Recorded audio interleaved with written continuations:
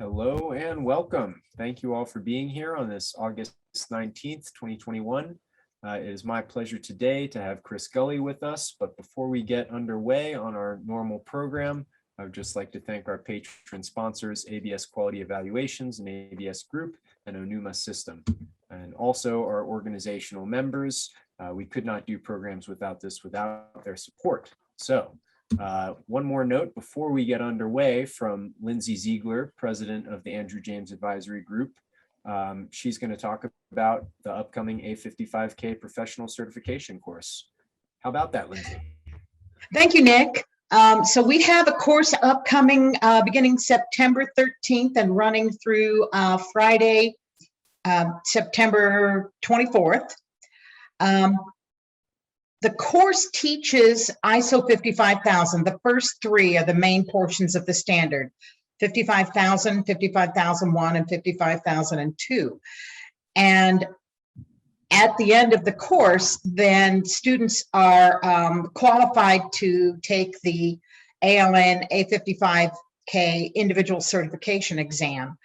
And that completing that exam basically attests that the individual is prepared to contribute in a meaningful way to an ISO 55000 initiative within an organization. We have people in these courses that are all levels within the organizations. This upcoming course, which we do have a few openings for, we have people from a major international airport, a software firm that deals mostly with asset management type software. So I like that because they want to understand the standard as it applies to their software. And then a major water utility. One of the things that I always find is I get a lot of value from open discussions that our instructors have with the students. And the students tell me that that is one of the things that they also find very valuable, because you get a perspective across industries and there's a lot of learning from each other that happens during that process. So my screen is bouncing around. You confused me, Nick. Sorry, Lindsay. Just wanted to make sure people knew where to find more information if they were interested in taking the course, or where to direct their colleagues if they thought someone could benefit from the certification. Indeed. And so go to the website, andrewjamesadvisory.com, or email me at lindsay.z@andrewjamesadvisory.com. And I'll be happy to have a conversation with you about the course and about the possibility of enrolling. We would love to have additional people in this course. So September 13th for 2 weeks. It takes 2 to 3 hours a day for 10 days. And I promise you, you will find great value in taking this course. Well, thanks a lot, Lindsay. And I can say from my own experience, it was a great course and I learned a lot, and I certainly feel like I can more meaningfully contribute to my organization and bring value. Thanks, so Nick. let's get to our main program. Kris Goly and Mike Bordenero. Thanks, Kris. Thanks, Nick. And thank you, Lindsay, for that information. We've got somebody who was endorsing it online. I'm not exactly sure, but I took the course also, and it wasn't until I took the course that I fully understood how powerful ISO 55000 is. So, Kris, welcome back. Good afternoon. Glad to be here. Kris was our first guest this year. In January, he was outdoors at his Florida residence, and now he is in his home office. Lovely space you have there. Thank you. What town is it in Florida? Sorry? What town in Florida are you in? Port St. Lucie. That's on the East Coast, probably around 2 hours drive north of Miami. North of Miami. I'm in Chicago, and Nick's in Lander, and Lindsay's at Stone Mountain, Georgia. So we're representing from all over the place. Yeah, good to have this technology right now, isn't it? Yeah. So when you were on the program in January, you and Jim had a real thorough discussion about what the U.S. Technical Advisory Group does. You're the chair of the Technical Advisory Group, and how it relates to ISO 55000 and how it's being rewritten. So you were still just organizing at that time. And I know you've got some new members from that. And then Jack Kelly, when he spoke earlier this month, was so enthusiastic about the benefit of it that I know somebody signed up just from Jack Kelly's enthusiastic support. So what has been happening since January? A lot. Maybe start from the top a little bit. You know, the standard has been published in 2014. I was involved in this since 2012, and how it starts, ISO is basically creating what they call PC, or project committee. And this one was PC 251. So that's mean that the sole task of the project committee was to develop standard and publish. So once the standard was published in 2014, the project committee renamed itself to technical committee, to TC 251. And the task is to redevelop, rewrite the standard. The standard, there is a standard ISO process that every few years, standard has to be reviewed based on the input from practitioners from different countries and so on. So we restarted the process in January this year, just where the feet were US TAG fits. We call this TAG, Technical Advisory Group. The different countries around the world call this a mirror committee. I don't know why and how, but it doesn't really matter. The more important is that, you know, we have members from industry, from government, private industry, consultants and so on, practitioners, also academy and so on, so that contribute to redevelopment of the standard. Each country's got slightly different structure, but basically there is one country, one vote if it comes to approving changes to the standard. So entire committee and entire technical committee is split to number of what is called working group. So one of the working group is working group 3, communication. Then working group 4 and 6 are the most important right now, because working group 4 is working on redevelopment, on changes to 00 document, and working group 6 on the 01 document. There is a quite interesting progress, a lot of discussion, and each group is meeting on bi-weekly basis, basically every 2 weeks. There is a number of people from around the world going through standards and basically every definition and so on. So it's interesting. The plan is to publish the standards in 2023. So it is very, very aggressive timeline, given, you know, that each country has to agree. Then you have a group work document, group draft, committee draft, working draft, all those stages. You know, I don't want to bore anybody in this, but it takes time. So for revision, voting, and so on, before it goes to publishing. There is a lot. Sorry, go ahead. Yeah. I was saying, this is not boring. If anybody's on this call, they are a standard geek, and this is interesting to us. So I really appreciate understanding that level of detail in getting the approval. And then I'm sure there must be coordination between the 00 team and the 01 team, because they're interrelated. So there's got to be so much coordination. It's incredible. Yeah, exactly. To work, you know, we have a number of people from US in each working group. So we are contributing to the standard. We also have people that are basically in different groups. I'm in probably 4 of them. So I'm regularly participate in work group 4 and work group 6. reworking of the standards. We also have joint meetings, work group 4 and work group 6. So we share experience because 00, document 00 is basically definition, the high level, right?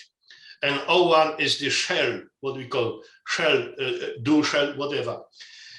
So this is very important that we communicate with each other. There is few other groups, but we can talk about this later on.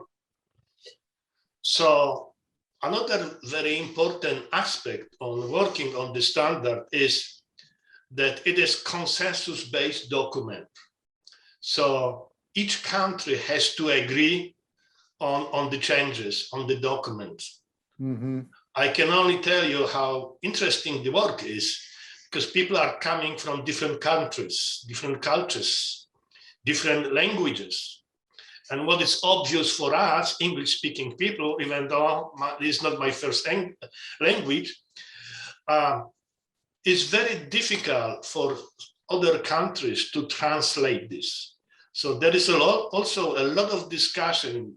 As I said, it's obvious for us, and Spanish-speaking people say, no, you cannot say this, we don't understand this, we cannot translate this. Then French is coming, the same story, German, they input Chinese and Japanese, and so it's very interesting work, very enlightening. You mentioned Jack Kelly, after his first few meetings, he said, I don't get this. Now I understand why the process is so slow, so thorough, and how difficult it is. Also, important thing is document has to be simple, very simple, no adjectives and so on. It has to be easily translatable to different languages. So it's kind of interesting. Yeah, very interesting, fascinating. We've got a bunch of questions going already.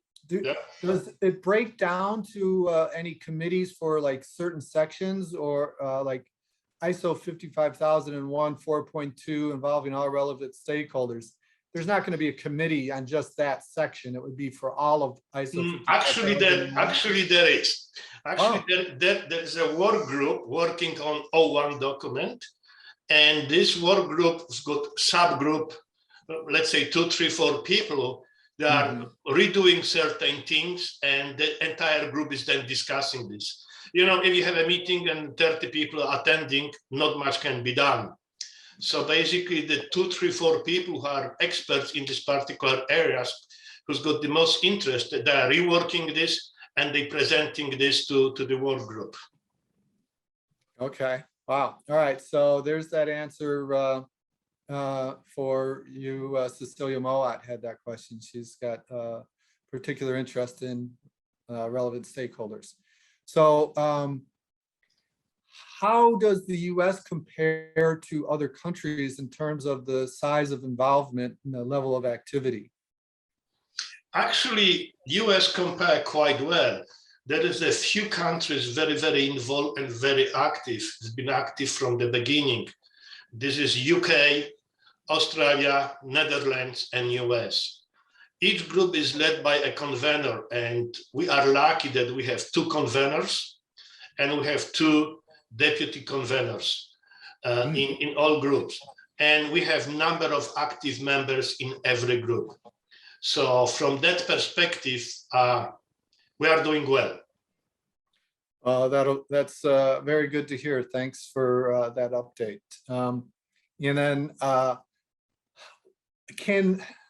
everything is still in the draft stage, but can you tell us? No, it's not draft. It's not even draft stage. Oh. It's before draft. It's basically still defining concept like zero, agree on some definitions and so on. Okay. And the one of the biggest thing is that there will be no big changes. It's no rewriting, not starting from scratch. There will be only a minor changes. Otherwise, the work would last 5 years. And also the consensus is we cannot make too big changes because industry only right now started really adopting this. So we cannot rewrite everything, turn it upside down.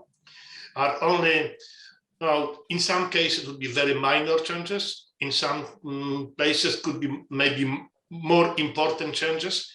I cannot tell you all the details. We have these documents and so on, but it's all before draft stages and the documents are not consolidated yet.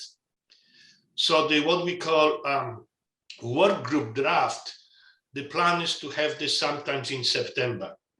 And that's where each document will be consolidated and presented to the TC, to the basically technical committee for review. And once it is reviewed, it will be sent to each country for revision and feedback. It's a very lengthy process, and the timeline is very aggressive, but each country has to have few weeks, and each group few weeks to review this, consult internally, and so on. So it's a lengthy process. So Art Kurland, who is certified, his organization is certified and recertified, wonders if you're going to be reaching out to him and other entities that are certified to get any feedback from those who have used it.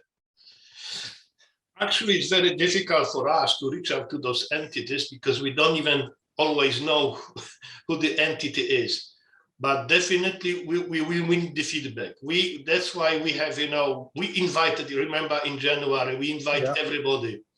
And it's very easy to join our group.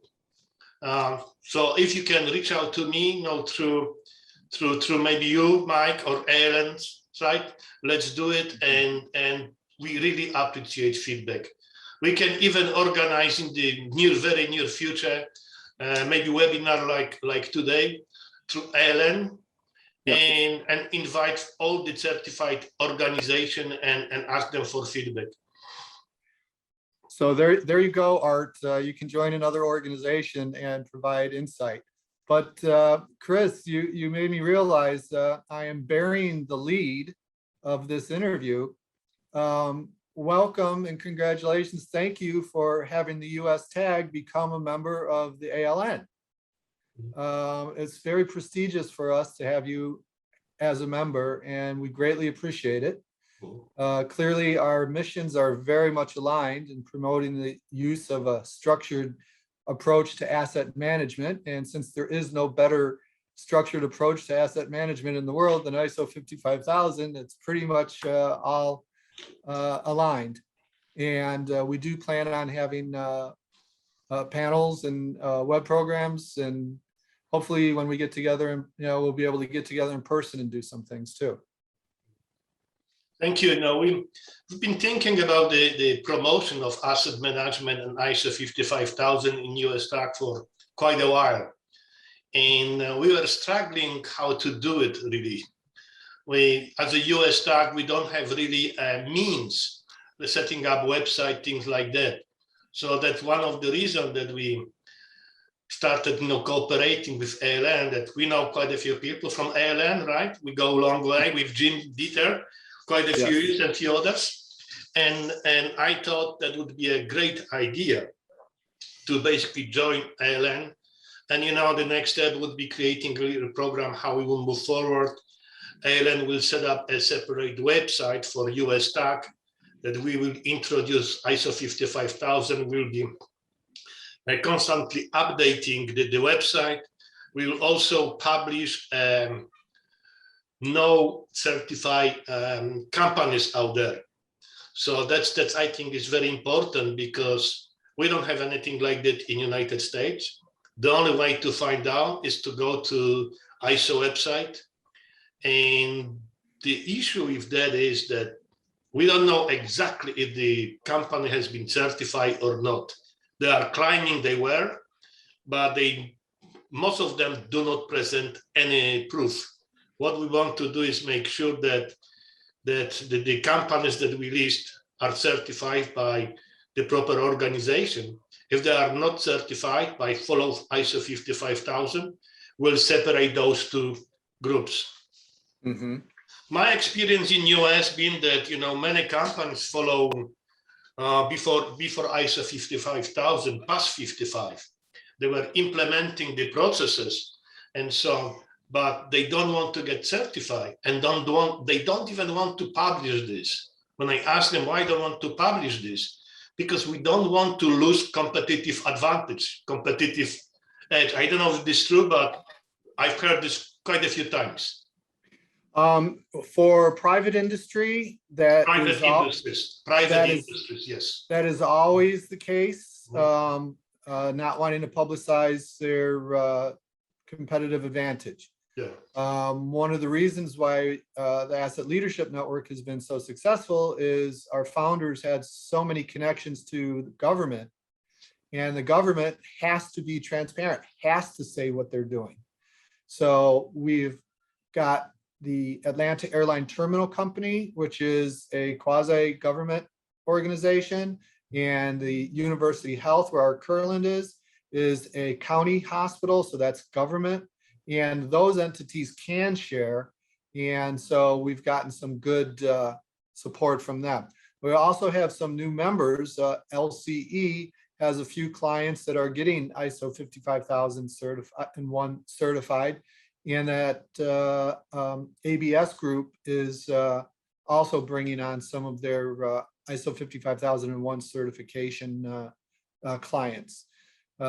ABS Quality Evaluations, which actually certifies people to ISO 55001, just yesterday committed to having some programs with us through their Central and South America regional managers. They have certified dozens of companies, and they'll be bringing some of their best clients onto programs, both Spanish language programs and English language programs, because we need to let all of the people in the US understand why people in other countries are going through certification. Yeah. I think it's a great idea and great initiative. As you know, I live in Australia for quite a few years. And I don't know why, but Australia was always leading in this area, asset management and so on. I can share some slides and documents from 1990s. And I couldn't understand why many people didn't understand this at that time. Here we are, 2021, and we only starting, or some people only starting to appreciate asset management. I think also one of the issues was that Australia is huge. Australia land mass is like continental United States and all, I don't remember, 22, 23 million people. So they had to get this right because, only few people had to maintain infrastructure and so on, and also environmental issue that affected them. So somehow they were kind of a forward looking. Yeah, they had to be very careful with their assets because they're the size of the US, but they're surrounded by oceans. So Yes. They don't have trains and roads to go to Canada and Mexico all the way down to South America and bring in additional assets and resources. So I totally understand why Australia is leading. But I share your frustration about it taking so long for it to become commonplace. But I think with the ALN and the US TAG, we're working together, we'll make a good step forward in making this more understood and popular, and the value and benefits being seen. As a matter of fact. Yeah, so, sorry, Mike. Well, I think you're making a good point. One of the tasks that we have rewriting the ISO 55000 family of standard is to make this simple. And because some people were complaining that it's becoming too complicated. So we want to go back from the academia to ground floor, basically. Mm-hmm. Translate this in a way that most practitioners can understand this. I think it's very important. It's very easy to overcomplicate things, but nobody will follow if things are too complicated. Exactly, and it took. I read through the document the first time. There are some things that jump out that are brilliant. Your strategic asset management plan shall reflect your organizational objectives. Good. Mission focus. Love it. The second item being the what Cecilia called out, involve all relevant stakeholders. We're getting really on the right track if you do those two things. And then there's information management, but there's a lot of redundancy in it. So if some of that redundancy could come out, it would make it much more simple.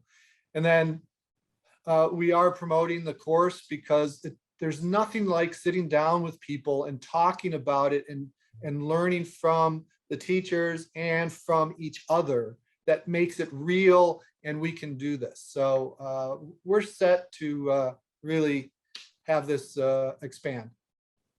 And we really appreciate, at least from my perspective, and talking also on behalf of US TAC, how great job ALN is doing and has been doing for the last few years. I think it's very important that you're promoting this in a very, very good way. And from my personal perspective, it's also important that finally US government and all the institutions and state started thinking about this and implementing. I believe this is a big step forward, and we need to make sure that our aging infrastructure is looked after the right way and we don't waste taxpayer money, right? Yes. And thank you for that lead in, because we have heard that the Department of State is going to host part of the ALN Asset Leadership Week on November 10th, if we can get together in person. They want to promote the fact that they're using ISO 55000, and they want to promote it internally among the Department of State as well as externally, because something that's as powerful as an asset management, a strategic asset management plan affects the entire organization. You need to have everybody understand that you're doing this. So we're honored that the Department of State is willing to host us to help us educate their staff. And also when you're talking some strategic asset management plan, some people get scared a little bit. That is a big deal. It depends on organization, how big the organization is. And it's not that complicated and not that complex, honestly. And I just cannot imagine how any organization can exist without similar document. Yes. That was one of the things that I understood while reading it, is that there's a level of complexity that can come out of it, that hopefully it will come out with this editing, and the simple, clear statements like 55,001 4.1 about organizational objectives and involving all relevant stakeholders will really come through them. So we're about to get to the point where we close off for those people who have to leave after 30 minutes. And hopefully you can stick around and take some more questions, Kris? Sure, I can. Okay, great. Okay, well, yeah, as you said, Mike, I'm not cutting anyone off, but want to be aware of people's time. So thank you for joining us if this is all the time that you have, and stay for more if you have more time in overtime. Before we get into that, I just want to again thank our patron sponsors, ABS Quality Evaluations and ABS Group and Onuma System, as well as our other organizational members, especially the Andrew James Advisory Group, because they've been with us for years. And again, don't forget, they have this upcoming course, September 13th to 24th, the A55K Professional Certification course, and that's a great opportunity. So if you or colleagues that you can think of may be interested, check them out at andrewjamesadvisory.com. And with that, I will pass it back, and it sounds like Jim will join us. I will see if I can promote. So while Nick is bringing Jim on, Kris, what country were you born in? Poland. Jak się masz? Yeah. But left Poland probably 30-something years ago for Australia. Okay. And in 1999, my company offered me what they call short-term delegation for 3 years to Atlanta, and here we are 22 years later, still here. Hello, Jim. Long time no see, right? You're on mute, Jim. Yeah, we gotta quit meeting like this. Yeah, Kris didn't mention that they make us get up at 6 o'clock in the morning to go to a meeting, but you know. Yeah. I've been every day, I've been on a US tag meeting this week or the TC251 different groups. And, the one of the issue is that you have people from Japan, China, Australia, South, North America, Europe, and it's always bedtime for somebody. So it's 6 a.m. here, 12 o'clock somewhere else. It's okay.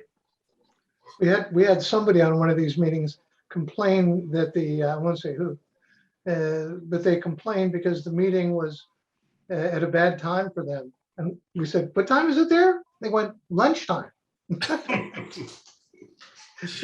Yeah. We can only wish.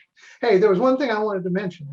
I guess Art Curlin is on. I saw him, make a comment that he had joined the US tag. And I just wanted to point out that joining the US tag, just as a member, maybe you could tell us about the difference between Kris just joining the US tag and then being a delegate and what the difference is. The difference is, to be that delegate, you have to join US tag. You cannot be a delegate without joining US tag. And to join US tag, there is a fee, $100 joining fee. And this is and $100 a year the year after. I don't think it's a big deal for anybody. What it gives you basically the access to the latest work, and you can contribute to rewriting standards and so on. There are also what is called plenary meetings, and Jim, you remember in the past, before COVID, we used to have this in person, in different part of the world, and it was really good because you go out there for a week, you work on standard and so on, and you meet people face to face. I think this is much better than having a 1 or 2 hours Zoom meeting because you don't have this connection. Once you meet people, spend some time with them and have a beer or glass of wine in the evening, it's much easier to pick up the phone, send email, have a Zoom meeting and so on.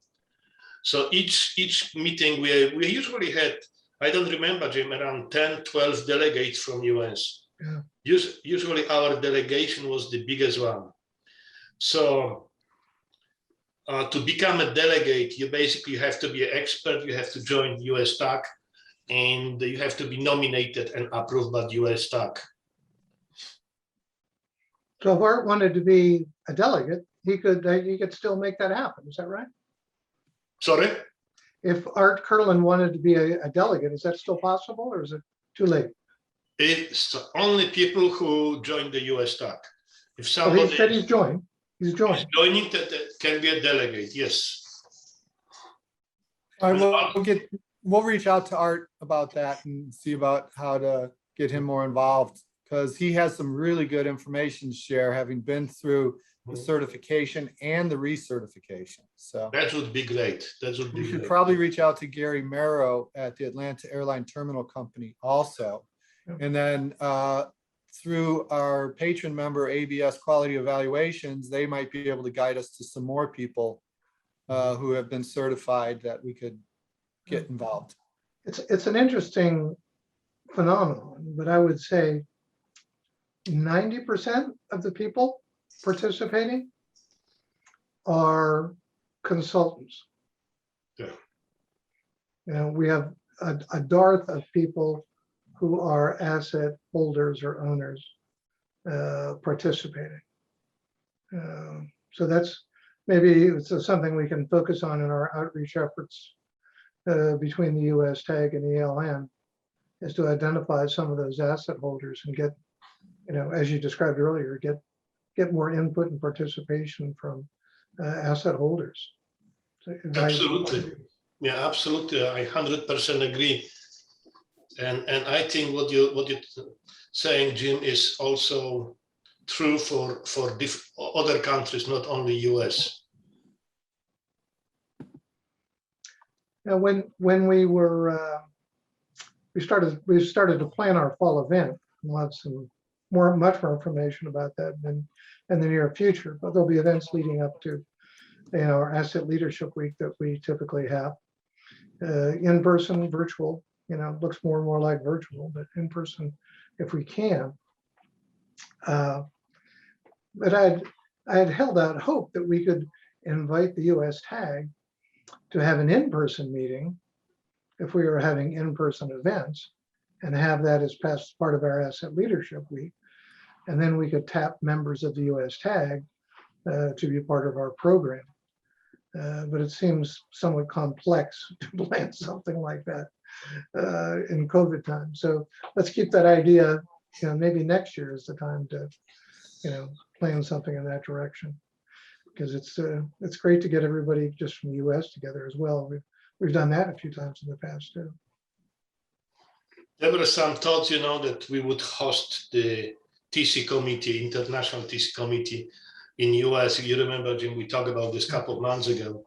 Yeah. But unfortunately, due to COVID and now the Delta variant, there's no way that anybody would agree and anybody would travel. So I know also the Japanese wanted to host the TC meeting, and they did a good job last time. But again, COVID situation, and I think this year, 2021 is gone. We shouldn't even try. Maybe next year, let's see. Well, so can you share one interesting story? It could be personal or it could be standard related of some experience that sticks in your mind from your past travels to these meetings and all these cool places to work on standards? I don't know what to say. Jim, the cool story is always, I think the most interesting is meeting people from different cultures, different backgrounds. So maybe because of my previous job, I work on 6 continents, different countries, travel a lot. So for me, it wasn't a big deal. But I know some people from US, when they traveled and met the people, international people for the first time, it was an eye-opener for some people. And how do you conduct yourself, how you talk about certain things. We are quite open, we talk sometimes too much. Maybe are too assertive, I would say, yeah. And different cultures, they don't say much, and they have a lot of to say or offer. So it's interesting. That's all I can. Yeah. One of my stories is in one of the meetings, I was working on a team with one of the people from representing Japan. And we just kind of hit it off, and it's very good he can speak English because I sure couldn't speak Japanese. And I had done some brushing up on Japanese culture for when I went to Japan. But I committed a faux pas in that I said to him, oh, let's have lunch together. Or, let's go out to dinner. He goes, Yeah. Let's go out to dinner. And he's like, oh, I got to talk to my head of my delegation. And it turns out they do everything together.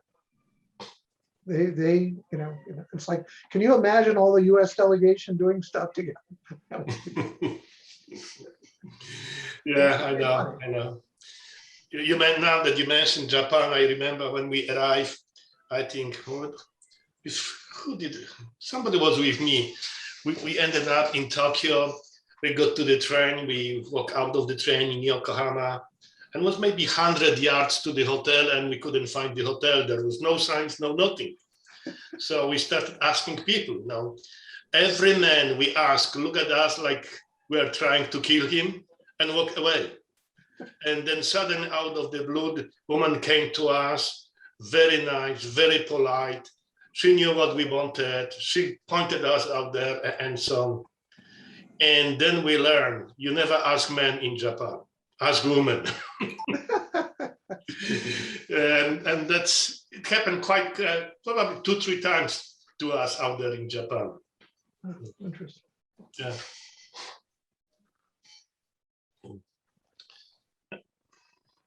Well, I think that covers it, unless we have beer that we can start drinking together. One day after COVID, we should have one. Yeah. definitely. Sure. You know, But it is, sorry, go ahead, Jim. Sorry. just one thought to share from an earlier part of the conversation was we were talking about, wishing you'd be in person to do it. But I was noticing online that we've had a very professional and, just a really professional level of participation from everybody, even on really, really difficult topics. And when we are in person, my reflection is that we miss the times where that collaboration really took it to another level, where you're really working with somebody and it really sparks it up. But I think it also opens the opportunity to turn it down and cause difficulties, because there's more personality-driven interaction involved when you're in person than there is on Zoom. And I never really kind of thought of it in that Zoom in that kind of a way before. I don't know. Does that ring a bell with you? Now that you mention, I think all the Zoom meetings, you're right, are very, very professional. People are usually on mute. People raise their hand when they want to talk, and they don't abuse each other. They don't offend, and it's really, the discussion is on a really professional level. I have to say this. You're right. In person, sometimes a little bit different, people talk over each other and so on. I remember some meeting that 5 people was talking at the same time or tried to talk, right? It really doesn't happen during Zoom meetings. So. Yeah, it can't happen in a Zoom meeting, right? I know it can, but there is a mute button that somebody can use. So it's much easier I think, to moderate Zoom meeting than in-person meeting. Yeah, great. Well, thank you both for the work you do to make the ISO 55000 engine that is powering improvements around the world. Appreciate that. And I really love that, we're now officially connected, and look forward to the achievements that we can make together. I'm pretty sure we'll be working quite closely in next month. Yes. Pretty sure, and we have to start very quickly developing the plan and the website and so on. Yeah. Yes. That's great. Can't wait. All right. Thank you very much, Kris. Thank you, Jim, for joining us. Thank you, Nick, for production. And Lindsay made a great guest appearance. And thank you to all the audience for attending. Thank you, everybody. Have a great day and stay safe.